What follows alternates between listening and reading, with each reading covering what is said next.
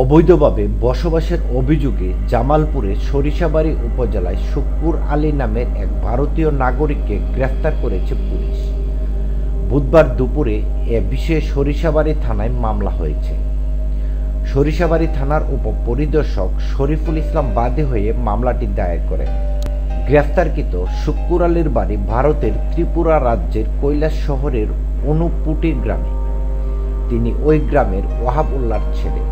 Police ও মামলার এজাহার সূত্রে জানা যায়, উপজেলার ভাটারা বাজার এলাকায় মঙ্গলবার রাতে ভারতীয় নাগরিক শুক্কুর আলী ঘোরাফেরা করতে থাকে। এ সময় এলাকাবাসীর সন্দেহ হলে তাকে আটক করে পুলিশে খবর দেয়। পরে সরিষাবাড়ী থানা পুলিশ খবর পেয়ে মঙ্গলবার রাতে শুক্কুর আলীকে আটক করে থানায় নিয়ে আসেন। পুলিশের জিজ্ঞাসাবাদে শুক্কুর আলী বাংলাদেশে প্রবেশ, বৈধ কোনো কাগজপত্র ও পাসপোর্ট দেখাতে পারেননি। সরিষাবাড়ী থানার ভারপ্রাপ্ত কর্মকর্তা চাঁদ মিয়া বলেন, বৈধ কোনো কাগজপত্র না থাকায় ভারতীয় নাগরিক শুক্কুর আলীর বিরুদ্ধে পাসপোর্ট আইনে থানায় মামলা করা হয়েছে। বুধবার দুপুরে তাকে আদালতের মাধ্যমে কারাগারে পাঠানো হয়।